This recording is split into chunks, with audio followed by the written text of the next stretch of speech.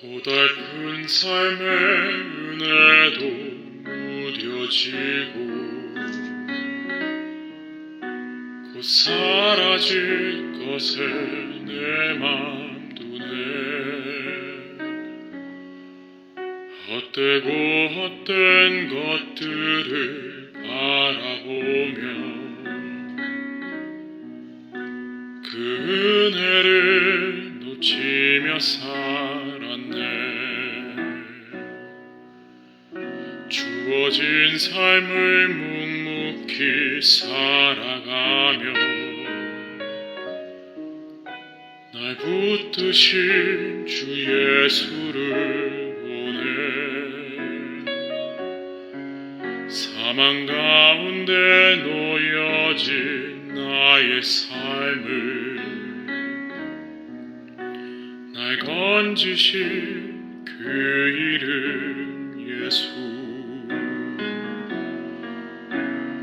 나의 한숨을 바꾸셨네. 주를 향한 노래로, 소망의 노래로 나의 눈물을 거두신 주 예수 이름 안에 살게 하소서.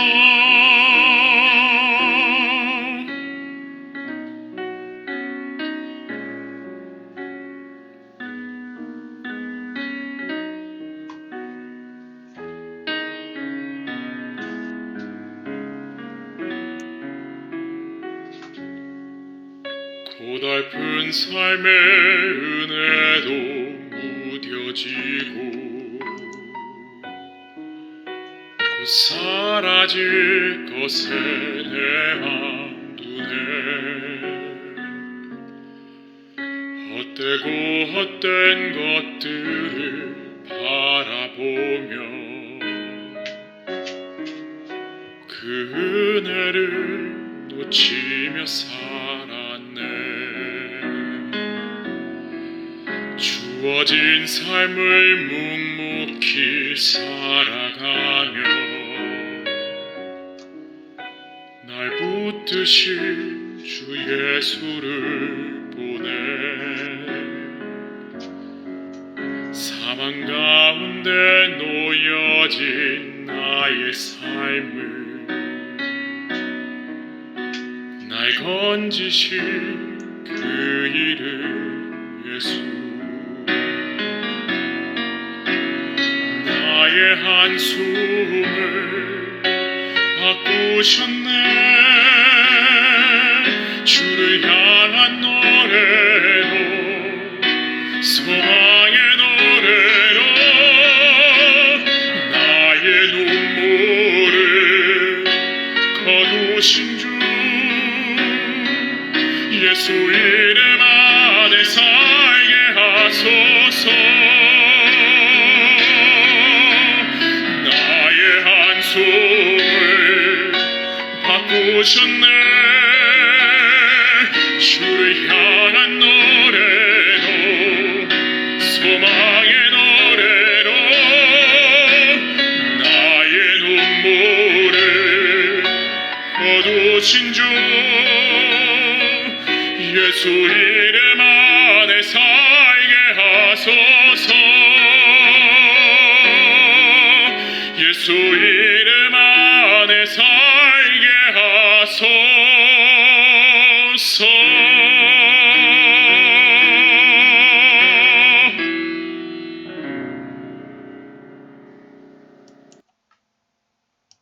안녕하십니까. 오늘도 제한받지 않으시는 하나님 16번째 강의를 시작하겠습니다.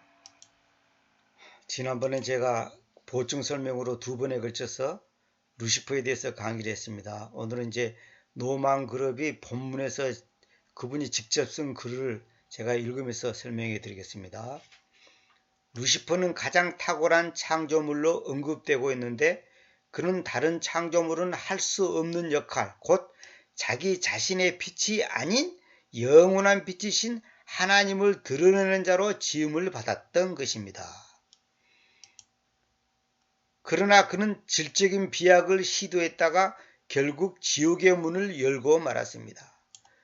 질적인 비약이란 말은 뭐냐면 자기 자리에 만족하지 않고 더 높은 자리를 원한 거예요. 다시 말하면 자기가 하나님이 되겠다는 겁니다. 여러분 잘 들으세요. 모든 인간은 단 한 사람 외 없이 모든 인간은 예수님을 제외하고 육체를 가지고 태어난 사람 중에 예수님을 제외하고는 모든 인간은 왜 죄를 짓는 줄 아십니까? 내가 신이 되고자 하는 그 본능, 그 욕망 때문에 죄를 짓는 겁니다. 여러분들은 내가 어디 가서 이 강의를 했더니 어떤 분이 자기는 절대로 자기가 신이 되고자 하는 마음을 가진 적도 없고 더군다나 하나님이 되고자 하는 마음을 상상도 안 했는데 저건 말도 안 되는 소리라고 하더라고요. 그분은 지금 내 말의 뜻을 전혀 모르는 거예요. 전혀 모르고 있는 거예요. 왜 여러분들이 거짓말할 줄 아세요? 자기 약점을 보이고 싶지 않다는 거예요. 내가 손해보고 싶지 않다는 거예요. 그게 뭔 줄 아십니까? 내가 존경받고 존중받고 인정받고 싶은데 내가 이것을 들통나면 나의 명예는 땅에 떨어진단 말이에요.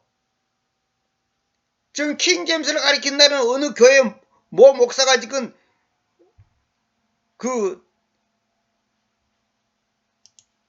미투 사건에 지금 휘말려가지고 지금 시끄럽잖아요. 근데 그걸 왜 자인 안 한 줄 아십니까? 그걸 인정하는 순간 자기는 자기 명예가 땅에 떨어져서 창피스러우니까 그걸 인정은 안 한 거예요. 그 인정을 안 한다는 것은 뭐냐? 내가 부족하고 연약한 인간에 불과하다는 것을 겸손히 하나님 앞에서 인정하지 않는 거예요. 그것이 바로 완전한 존재는 하나님 외에는 없는데 자기가 완전하다는 것을 간접적으로 말하는 거예요.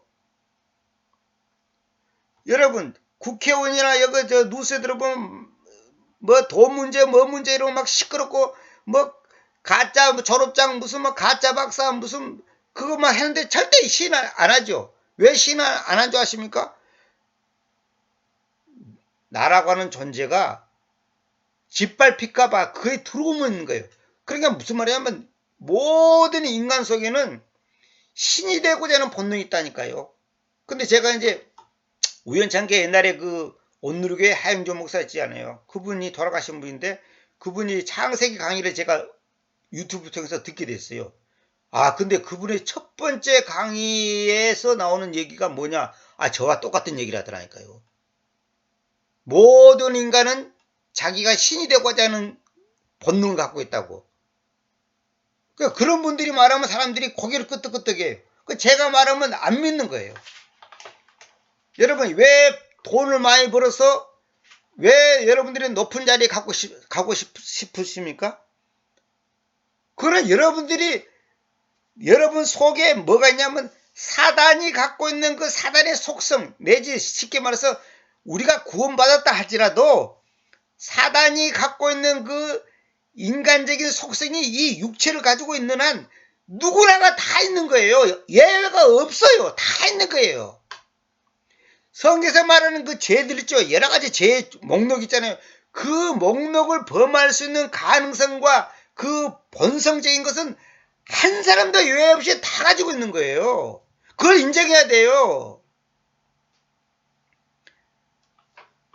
그러니까 마귀는 뭐냐면 자기가 더 높은 존재가 되고 싶은 거예요. 그래서 성경에서 교만을 제일 미워하는 이유가 뭐냐면 교만은 악 중에 악이에요. 뭐냐? 내가 높아지겠다는 거거든요. 우리가 체면, 자존심, 뭐 인기, 무슨 뭐 여러 가지 자기 그걸 감싸잖아요. 그게 뭔 줄 아십니까? 그래서 성경에서 자신을 부인하고 이 말은 뭐냐면 내 체면, 자존심 다 버리라 이 말이에요. 내가 저 사람한테 무시당하고 외면당하고 왕따 당해도 상관없어. 그것을 할 수 있는 사람이 믿음의 사람이에요. 어떤 사람은 지하철에서 예수 전당 하면서 외칩니다. 그 사람들이 예수 믿는 사람들조차도 그 사람을 비웃어요. 저는 절대로 비웃지 않습니다. 그 사람 대단한 분이에요. 그 사람은 자기의 체면, 자존심 그런 거 생각하지 않습니다. 아는 사람을 만나도 신경 쓰지 않아요. 왜? 자기의 믿음이 예수 믿고 천당 가야 된다 이거예요. 여러분 그런 용기 있습니까? 저는 솔직히 말해서 그렇게 해본 적 없습니다. 저는 그런 분들을 존경해요. 그래 안 한다고 해서 또 가지마 그러면 안 되고 그 사람은 그렇게 하지 않으면 미치는 거예요. 뜨거운 가슴이 불타니까 그렇게 해야 되는 거예요. 그 사람은. 그런 사람을 존중해야지. 많은 사람들이 뭐냐면 자기의 체면이 깎일까봐 두려워해요.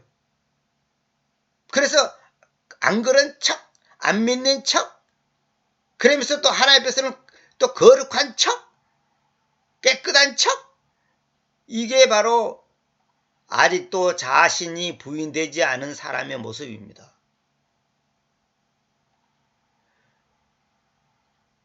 사단은 질적인 비약을 시도했다가 결국 지옥의 문을 열고 말았습니다.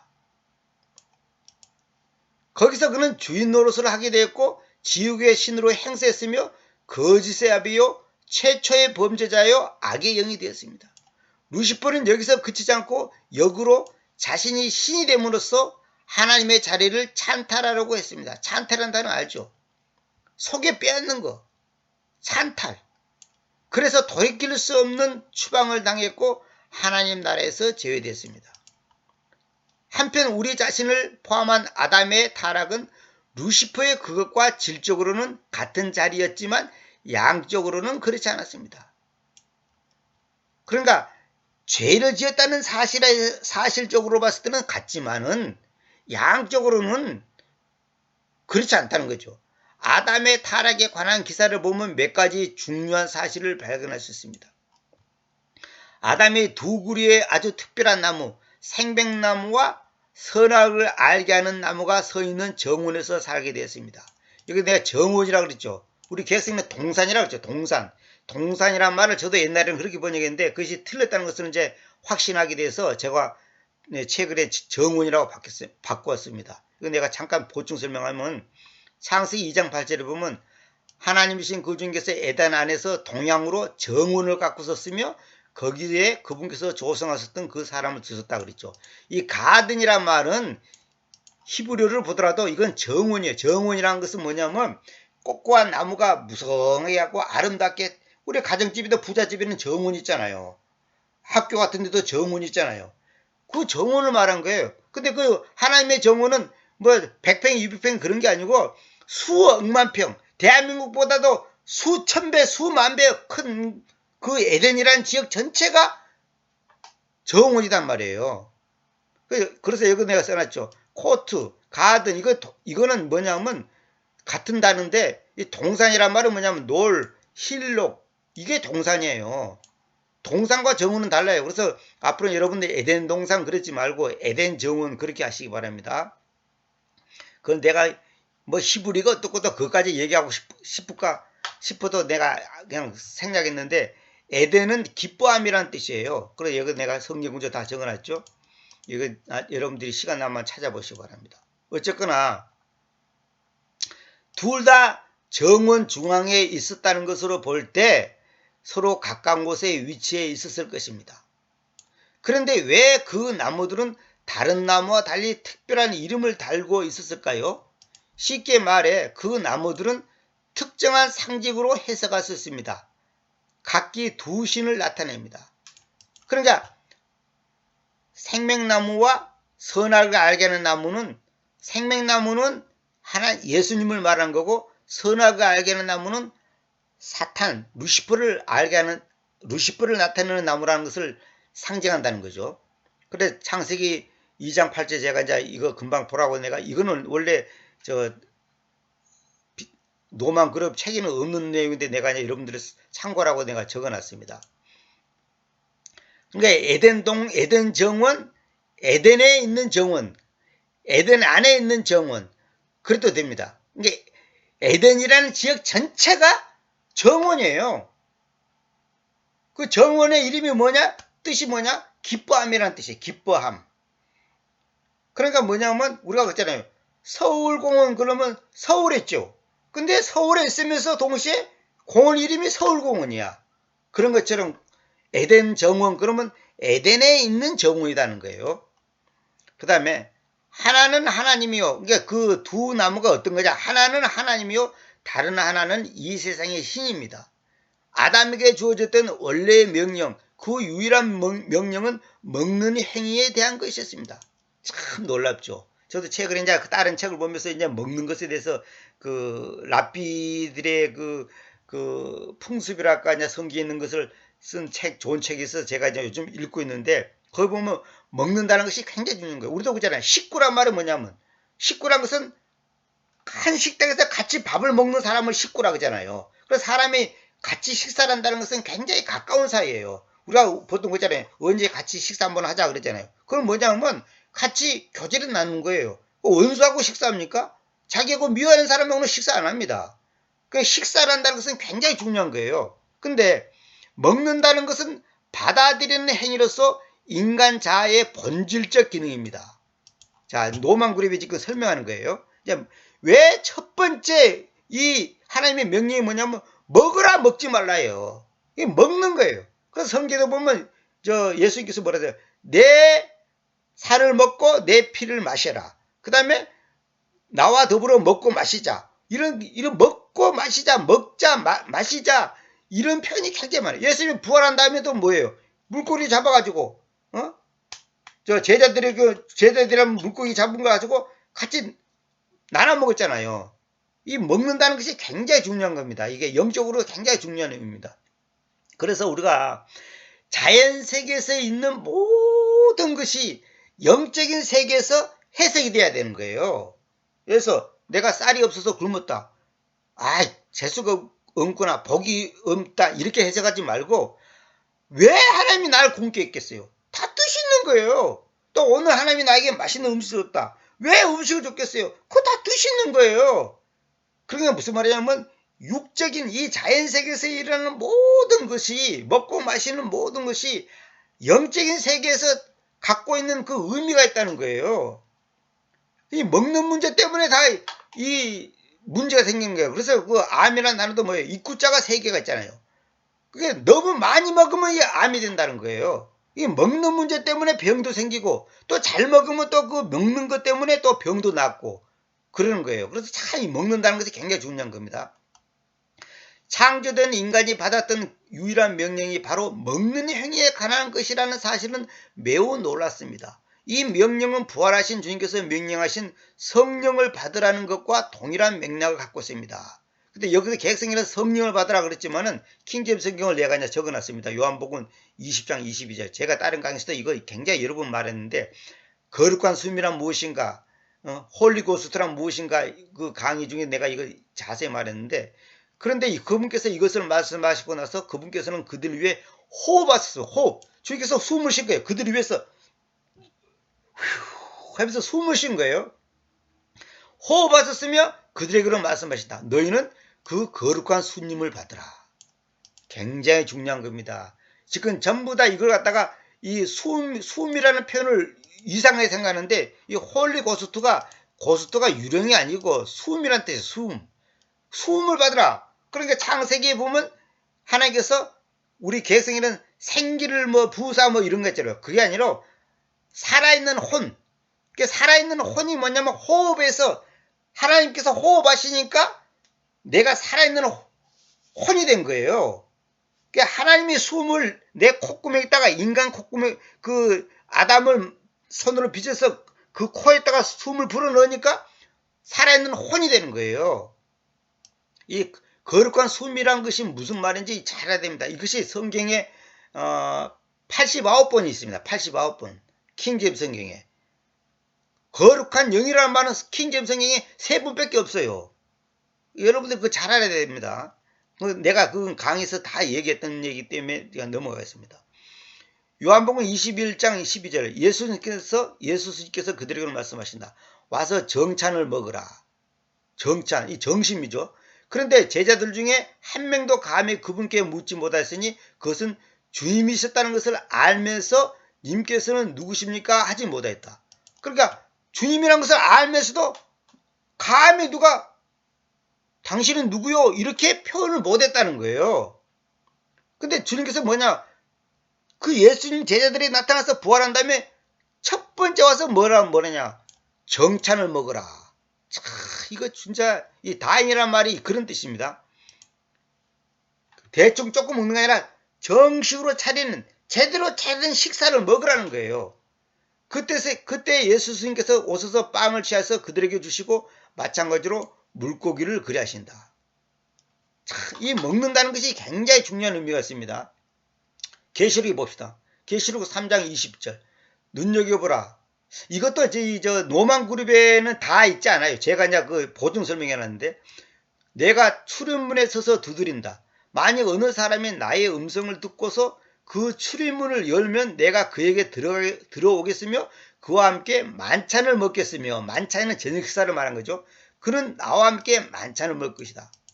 먹는다는 거 참 놀라운 거죠.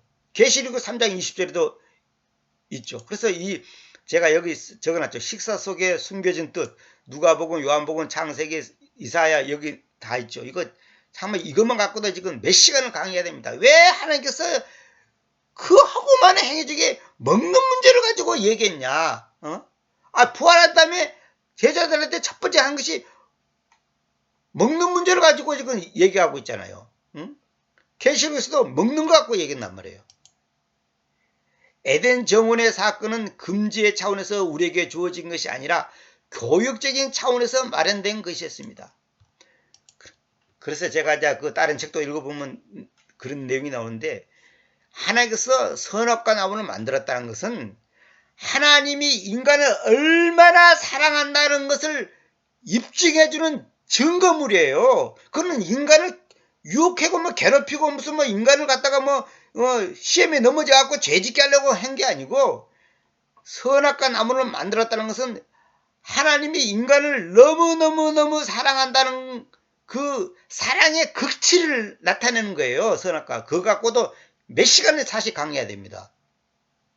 하나님이 아담에게 뜻하신 것은 먹어라. 그러면 그것이 인간의 본래의 기능, 즉 수용성이라는 것을 배우게 될 것이다라는 의미인 것입니다. 그러니까 뭐냐면, 선악과라는 것은 뭐냐면 하나님께서 인간을 로봇으로 만들지 않고 자유의지가 있는 인격체로 만들었다는 것이거든요. 다시 말하면 하나님은 우리를 갖다가 목을 꽉 쥐고 말 안 들으면 죽여버린다 이렇게 하는 게 아니고 무한한 자유를 준 거예요. 무한한 자유. 근데 무한한 자유를 누려야 될 인간이 사탄의 루시퍼의 유혹에 넘어갔잖아요. 그 루시퍼의 유혹에 넘어간 것도 인간에게 자유의지가 있다는 뜻이고, 다시 말하면 인간을 하나님께서 사랑한다는 증거 중에 하나인 거예요. 만약 하나님께서 다른 기능은 다 있는데 만약에 루시퍼의 유혹에 넘어가지 않도록 하나님께서 인간을 만들었다. 그러면 루시퍼가 아무리 꼬신데도 안 넘어가죠.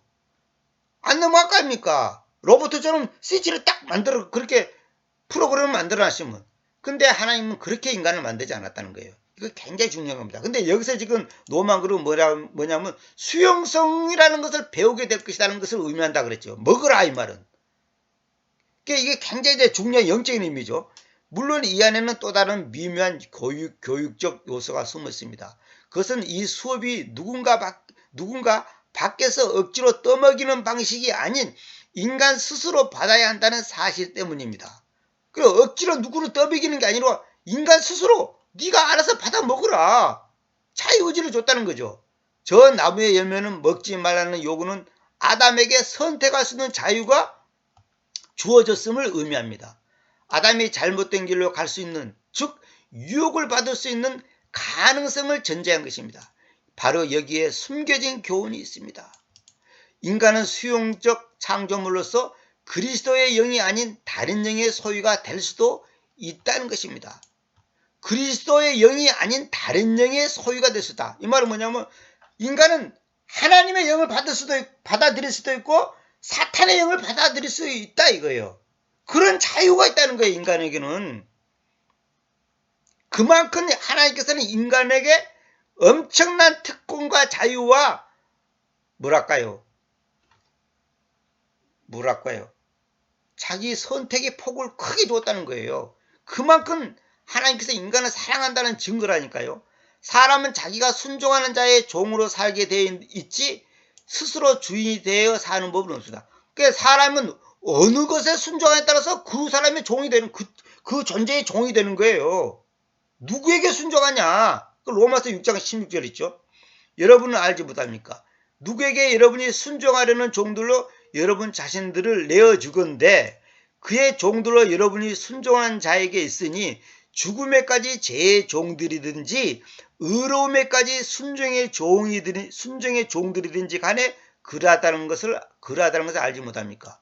그러니까 우리가 죽음에 이르는 그 죄의 종이 되든지 의로움에 이르는 순종의 종이 되든지 그건 여러분이 선택하라는 거예요. 그러니까 내가 어디에 순종하냐에 따라서 하나님의 말씀에 순종하면 영생의 주를 줄 것이고 사탄에게 순종하면 영원한 벌이 기다리고 있을 것이다 이 말이에요.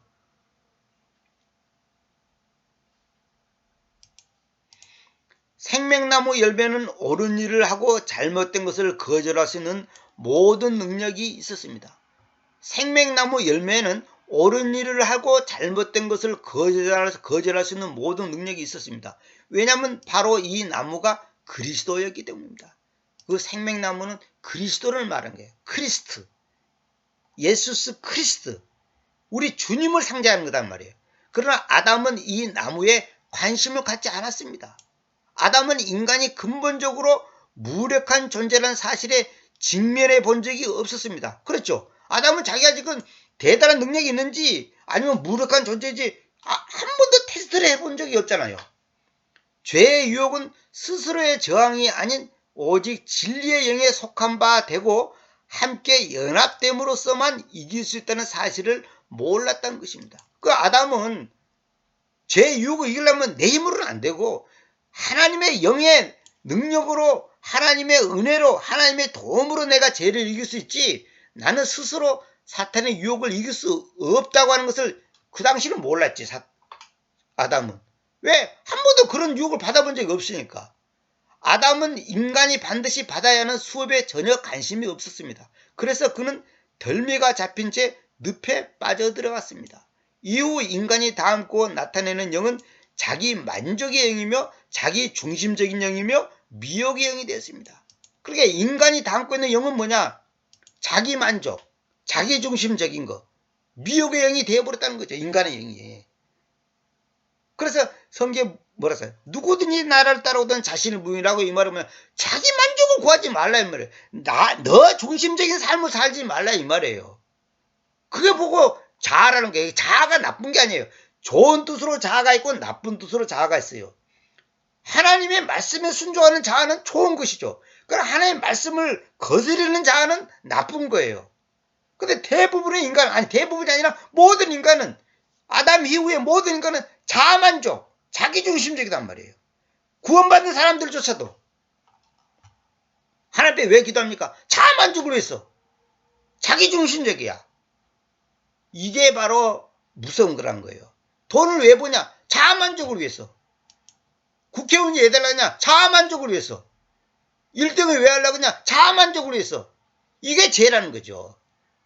그러니까 하나님의 능력을 힘입어서 하나님 나를 이렇게 만들어주시고 저렇게 만들어주시고 국회의원 되게 해주시고 1등을 하게 해주시고 부자가 되게 해주시고 머리가 될 정도 꼬리가 되지 않게 해주시고 들어가도 나가도 떡강질에 떡이 넘치게 해주시고 이게 바로 자아만족을 위해서 하나님의 능력을 이용해 먹는 이 인간의 자아중심적이고 이기적인 욕망을 갖고 있는 크리스찬. 이걸 벗어버리지 못하면, 이걸 뛰어넘지 못하면요, 여러분과 제가 아무리 헌금을 많이 하고 돈을 많이 벌어서 뭐 교회당을 짓고 뭐 구제를 하고 별짓 다 해도 하나님 앞에서는 꽝이에요. 왜? 그래 네 만족을 위해서 했잖냐 이거.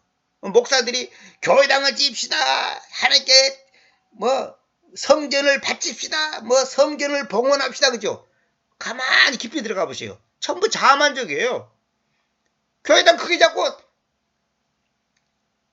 사람들한테 보여주고 싶다 이거예요. 아, 나는 큰 교회를 하고 큰 교회당 있고 뭐 우리 교회는 재정이 뭐 1년에 뭐 100억이고 뭐 버스가 몇 대고 뭐 장로가 200명이고 뭐 어쩌고 전부 자만족입니다. 이 교회에 대해서 얘기하고 싶은 얘기가 내가 진짜 너무 많은데 여러분 분명히 아세요. 성경적인 교회관은 뭐냐면 절대로 인간 중심적인 것은 성경에서 말하는 교회가 아닙니다. 교회의 머리는 예수님이에요. 목사가 아니에요. 교회란 것은 뭐냐? 하나님이 그 삶의 그 단체의 머리가 돼서 하나님이 이끌어가는 거예요. 그래서 절대 이 교회당을 짓는 것은 성경적이지 못한 거예요. 물론 없는 복음을 전하지 못한 곳에 교회당을 지어서 복음을 전하는 하나의 그 뭐랄까요 그 장소로 처소로서 그게 필요하죠. 그건 제가 말하는 것은 뭐냐면 교회당을 1000명, 2000명, 10,000명 들어가게끔 지어야 되겠다고 하는 그 사고방식은 그 잘못된 거예요. 성경은 집안에 있는 교회 그리고 장소를 뭐 적당히 지어서 하면 되지. 그걸 갖다가 그냥 뭐 3천억을 들였니 2천억을 들였니 500억을 들였니 해서 짓는 거 그래갖고 뭐 빚을 내고 뭐 은행에 잡히고 무슨 뭐 집사 장로들 시켜갖고 뭐 대출 받고 뭐 집 잡히고 뭐 어쩌고 그래갖고 뭐 빚을 갖고 해서 뭐 맨날 헌금 지금 우리나라 교회들 빚이 없는 교회들이 별로 없을 정도로 많아요. 그건 절대 잘못된 겁니다. 뭐 이 정도만 하고 그 얘기는 자신의 무력함을 발견하기 위해 인간의 기나긴 여정을 떠나야 하는 이유가 바로 여기에 있는 것입니다. 자신의 무력함을 발견하기 위해 참 이게 중요한 말입니다. 내가 무력한 존재고 나의 힘으로 내 인생을 내 마음대로 할 수 없다는 것을 깊이 인지할 수 있는 사람이 지금 기본이 되어 있는 사람이에요. 인간의 기나긴 여정을 떠나야 하는 이유가 바로 여기에 있다는 거예요. 하나님이 우리에게 고난을 왜 줍니까? 나중에 나옵니다. 나의 힘으로는 내 인생을 행복하게 내 힘으로 안 되구나. 하나님께 순종하는 것 외에는 행복의 비길이 없구나. 이걸 알게 하기 위해서 우리에게 고난을 주는 거예요. 지금 당신은 누구에게 연합되어 있습니까? 이는 너희 안에 계신 이가 세상에 있는 이보다 크심이라는 요한일서 4장 6절의 말씀이 여기서 세상에 있는 이란 뭐냐? 사탄의 영을 말합니다. 에베소서 2장에서는 이를 지금 불순종의 아들들 가운데서 역사하는 영이라고 말하고 있습니다. 불순종의 아들들 가운데서 역사하는 영이 뭐예요?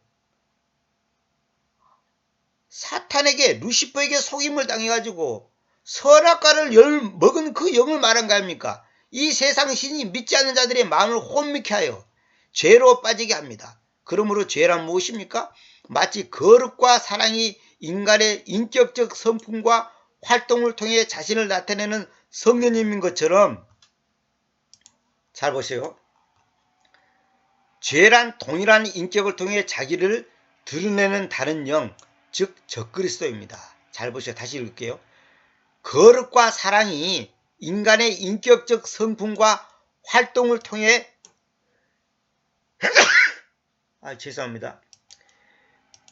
활동을 통해 자신을 나타내는 성령님인 것처럼 다시 말하면 성령님은 거룩과 사랑이 성령님의 속성이잖아요. 그러나 인간의 인격적 성품과 활동을 통해서 성령님이 어떤 모양의 것을 보여주는 거예요. 근데 죄란 뭐냐? 동일한 인격을 통해 사람의 인격과 성품을 통해서 자기를 드러내는 다른 영, 즉 적그리스도입니다. 다시 말하면 하나님을 드러내야 될 건데 자기를 드러낸단 말이야. 자기를 드러낸대. 그것이 바로 죄라는 거예요. 누구처럼 자기 소원이 재벌되는 거래. 재벌 무슨 재벌이냐 그랬더니 현금 1조로 갖는 현금 1조. 현금 1조를 갖는 것이 자기 목표라는 거예요. 이건 제가 직접 들은 얘기입니다. 그것이 자기 꿈이라는 거예요. 그걸 위해서 기도했고 몸부림치고 있다는 거예요. 그래서 내가 현금 1조 가지면 당신은 비참한 인생이 될 것이다 그랬습니다. 왜? 자기를 드러내는 거거든. 현금 1조가 나쁜 게 아니에요. 현금이 나쁜 게 아니에요. 자기를 드러내는데 목적이 있기 때문에 그게 문제라는 거예요. 응? 여러분들이 지금 뭘 하고자 한다면 그것이 자기를 드러내는 것이냐 진짜 하나님을 드러내기 위한 것이냐 한번 자기 자신을 놓고 양심에 가슴에 손을 한번 물어보세요. 여러분이 부자가 되고 싶습니까? 그러면 왜 부자가 되고 싶습니까? 뭐 때문에 부자가 되고 싶냐 이 말이에요.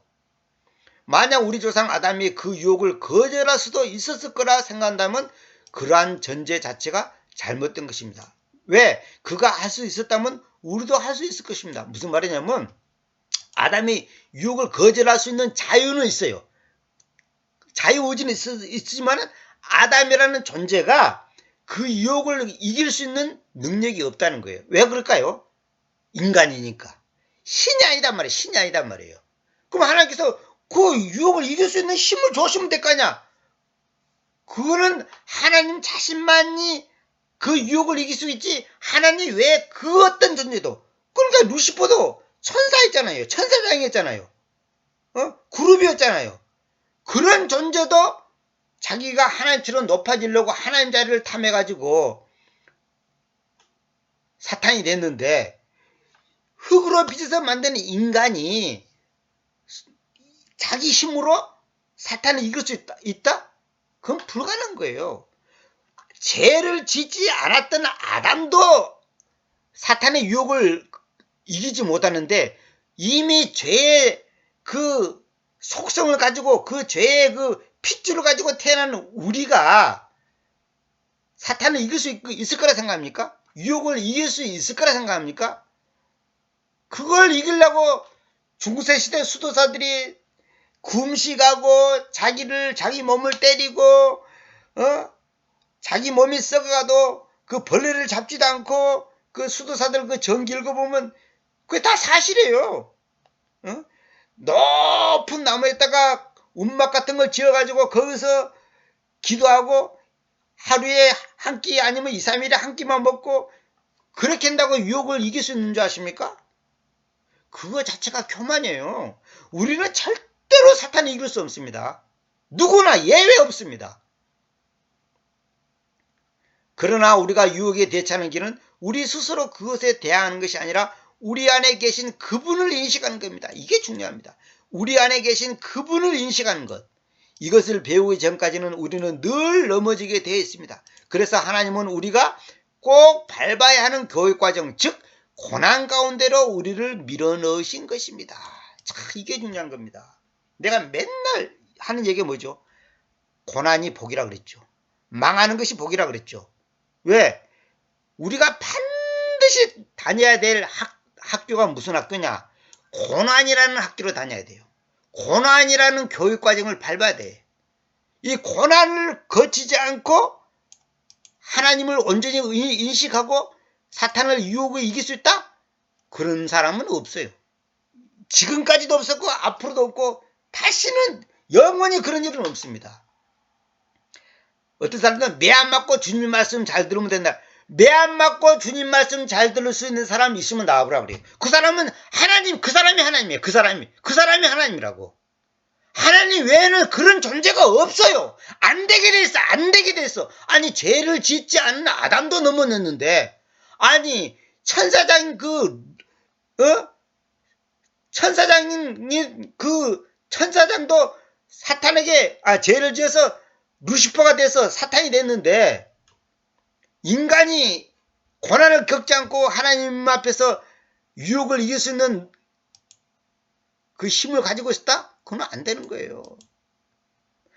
수백 번, 수천 번, 수만 번, 아니 수백만 번, 아니 수천만 번 넘어지는 가운데서 우리가 하나님을 인식하게 되는 겁니다. 이게 뭔지 아십니까? 자아를 부인하게 된단 말이에요. 하나님을 인식한다는 건 뭐냐면 나를 인식하지 않고 하나님을 인식하는 거예요. 내 자아가 부인되는 거예요. 그래서 성경에 내가 늘 말하지만 누구든지 나를 따라오던 자신을 부인하고 이 말은 너 힘으로는 안 돼. 안 된다는 것을 말하는 거예요. 하나님의 아들조차도 받으신 고난으로 인하여서 여기 고난에서 정확한 게는 순종의 유혹입니다. 순종함을 즉 성자 안에 행하고 계신 하나님을 인정하기를 배워야 하셨던 것처럼 말입니다. 다시 말하면 예수님도 고난을 받고 순종을 배웠는데 우리가 고난을 안 받고 순종을 배운다? 그건 안 되게 됐다니까. 그러니까 반드시 고난이라는 학교로 다녀야 됩니다. 왜 여보세요? 여러분들이 우리 아들, 딸 아무 고난받지 않고 어려움 없이 하나님을 잘 섬기게 해주십시오. 그렇게 기도하는 사람이 있으면 그 기도 당장 취소하시기 바랍니다. 절대로 그건 안 되게 돼 있어. 절대로 안 되게 됐습니다. 수많은 믿음의 사람들의 간증을 들으면 딱 공통분모가 하나입니다. 고난을 통해서 하나님을 알게 됐습니다. 고난을 통해서 하나님과 나와의 관계가 바르게 됐습니다. 왜? 고난을 통해서 나의 자아가 꺾어졌다 이 말이에요. 히브리서 5장 8절. 비록 그분께서 아들이 있었지만 그분께서는 자기가 고난당한 것들에 의해서 순종을 배우셨습니다. 아니 예수님도 고난당한 것들에서 순종을 배웠는데 그러면 예수님의 앞에 예수님이 무슨 모순과 어떤 결점이 있어서 그러냐? 그게 아니고 예수님이 육체를 가지고 있었잖아요. 육체를 가지고 이 땅에 오셨잖아요. 육체를 가지고 있는 한 그 고난을 거치지 않으면 고난의 학교를 거치지 않으면 순종이 뭔지를 알 수가 없다는 거예요. 예수님이 무슨 모순이 있다는 말이 아니라 이걸 오해하면 됩니다. 그리고 완전하게 만들어져 계시면서 바로 예수님은 완전하게 만들어져 계시는 거예요. 현재 그분께서는 자기에게 순종하는 자들 모두에게로 영원한 구원의 창시자가 되셨으니 그러니까 고난을 통해서 순종을 배워서 주님이 완전하게 만들어 계신다 이 말은 뭐냐면 인간의 몸을 입은 상태에서 이제 인간으로서 거쳐야 될 그 육체를 가진 인간으로서 거쳐야 될 고난의 학교를 거쳐서 비로소 순종을 배우니 완전하게 만들어져 계신다는 거예요. 무슨 말이냐? 예수님이 자신이 하나님이잖아요. 근데 그분이 육체를 갖고 오셔서는 그분도 여전히 안 먹으면 배고프고 피곤하고 그런 육체를 갖고 있단 말이에요. 그런데 순종을 배우니까 이제는 아버지의 뜻이 무엇인가를 완전히 자기 몸으로서 체득을 하는 거예요. 완전히 그것을 자기 자신한테 적용시키는 거예요. 그 순종을. 그래서 영원한 구원의 창시자가 되셨다는 거예요. 예수님이 가만히 편안하게 있다가 어느 날 갑자기 십자가에서 탁 죽었다 합시다. 그러면 안 되는 거예요. 예수님도 우리와 똑같은 과정을 거쳐야 되는 거예요. 예수님이 마태복음 4장 있잖아요. 사탄이 나타나가지고 여러 가지 유혹을 하잖아요. 근데 예수님께서 그때 말씀을 통해서 사탄을 물리쳤잖아요. 그것이 오늘 우리가 거쳐야 될 과정이라니까요. 근데 우리는 그것이 단번에 되지 않습니다. 왜 그러냐? 육체를 갖고 있는 인간은 항상 편안하고 싶고 높은 자리 갖고 싶고 영광 받고 싶고 자기를 나타내고 싶고 이걸 갖고 있단 말이에요. 근데 이것을 뿌리 뽑는 방법은 뭐냐? 고난을 겪어야 된다는 고난을. 그래서 내가 망하는 것이 복이라고 수없이 말했는데 사람들이 안 망하고 하나님께 순종하겠다? 그런 사람 있으면 데려가 보세요. 그 사람이 신이에요. 그 사람이 하나님이에요. 그 사람이. 절대로 그런 인간은 없습니다. 이거 반드시 여러분 분명히 알아야 됩니다. 앞서 나는 아담의 타락이 질적으로는 루시퍼의 타락과 같지만 양적으로는 다르다고 말한 바 있습니다. 루시퍼의 타락은 총체적이고 독단적이고 절대적인 것이었으며 돌이킬 수 없는 것이었습니다. 한편 아담의 타락은 다른 존재의 유혹을 통해서였습니다. 다른 존재가 뭐예요? 사탄이지. 루시퍼지. 그러니까 인간의 타락과 루시퍼의 타락은 근본적으로 다르다는 거예요. 그 양적으로.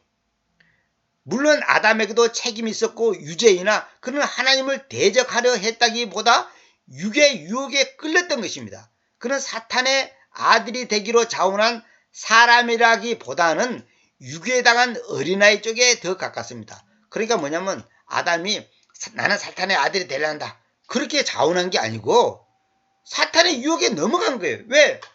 연약한 존재이기 때문에. 실제로 성경은 우리를 부를 때 악한 자의 아들들이 아니라 아이들이라고 말합니다. 그래서 성경에서는 아이들이란 말을 많이 쓰죠. 그리고 우리 개성에는 자녀들 그렇게 번역해놨는데 그거 틀린 번역입니다. 아이들이라는 표현을 쓰는 이유가 뭐냐면 우리가 그만큼 연약한 존재, 그 다음에 하나님의 사랑을 받지 않으면 안 되는 존재라는 것을 암시적으로 말한 거예요. 그래서 제가 그 처음에 성경 번역할 때 이 children을 갖다가 자녀들을 이렇게 번역했는데 하나님이 나에게 분명히 말했어요. 야, 자녀란 것은 아들과 딸이라는 뜻인데 그러면 성경에 아들과 딸이라는 단어가 따로 있고 children, 아이들이라는 단어가 따로 있는데 왜 그걸 똑같이 말했냐 이거예요.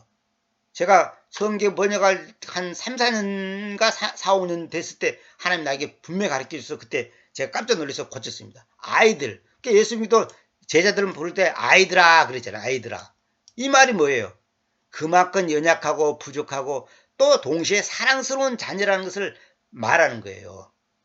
뭐 나이가 어려서 아이들이라는 말이 아니고 사탄이 선을 악으로만 알고 있다면 아담은 선과 악을 알았습니다. 그러니까 사탄은 선을 악으로만 알고 있었어. 근데 아담은 선과 악을 아는 거예요.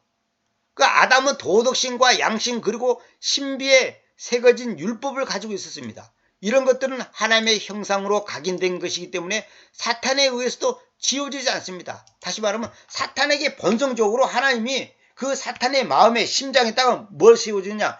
율법을 세웠다. 율법. 그게 하나님의 법을 새겨놨다는 거죠. 이런 것들은 하나님의 형상으로 각인된 것이기 때문에 사탄에 의해서도 지워지지 않습니다.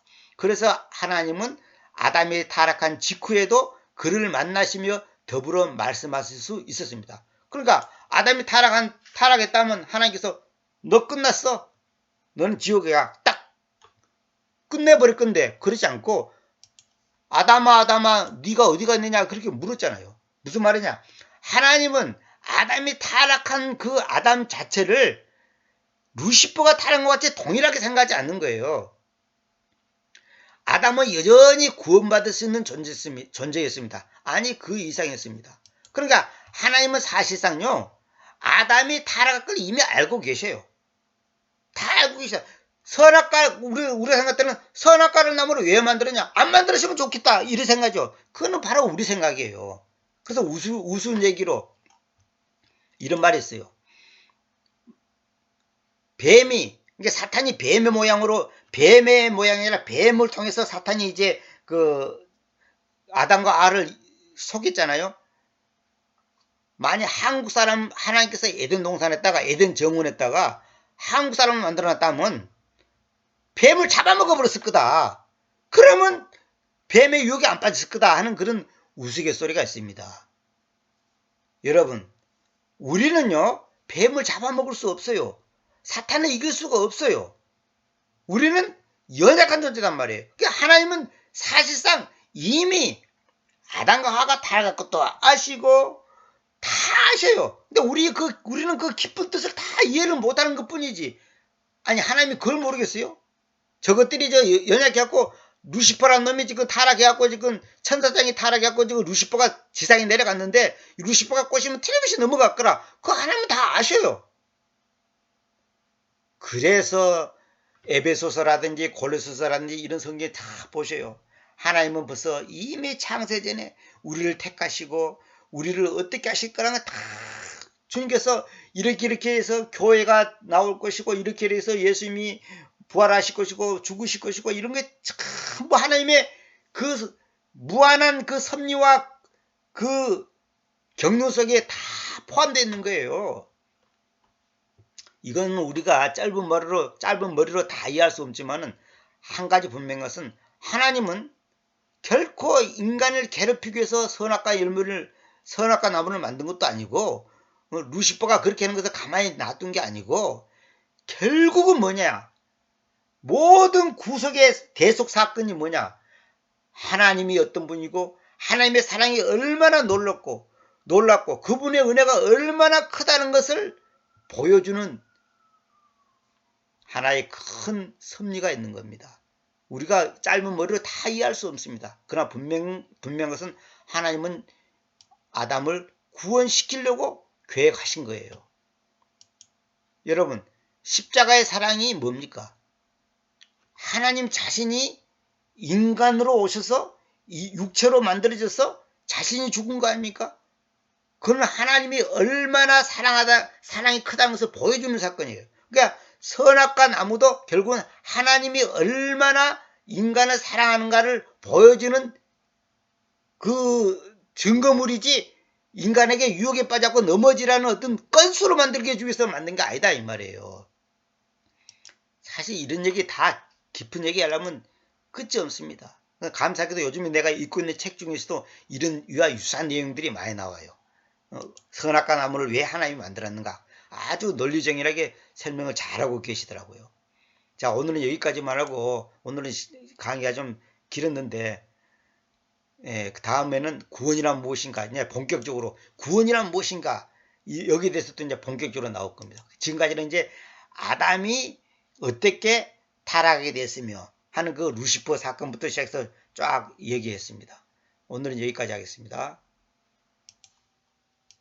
내가 주인 삼은 모든 것 내려놓고 내 주 대신 주 앞에 나가 내가 사랑했던 모든 것 내려놓고 주님만 사랑해.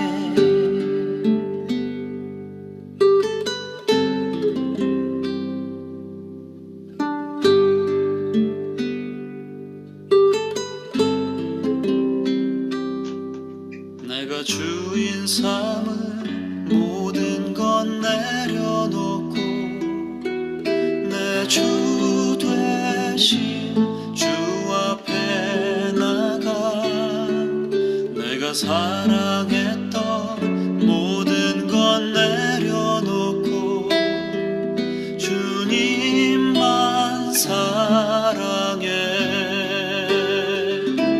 주 사랑 거친 풍랑에도 깊은 바다처럼 나를 잠잠케 해. 주 사랑 내 영혼의 반석 그 사랑 위에 서리.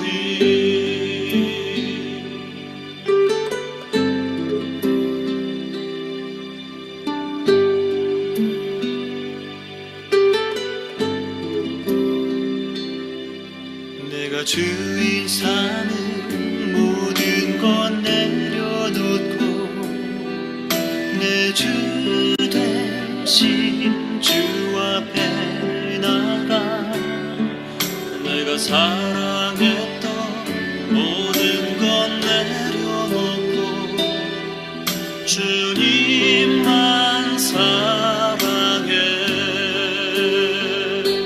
주 사랑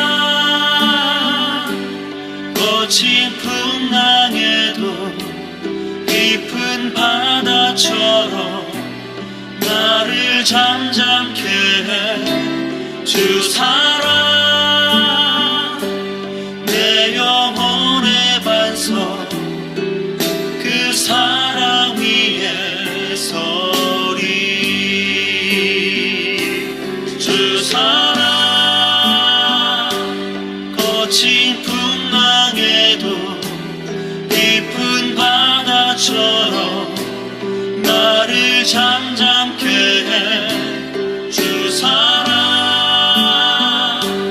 내 영혼의 반석 그 사랑 위에 서리.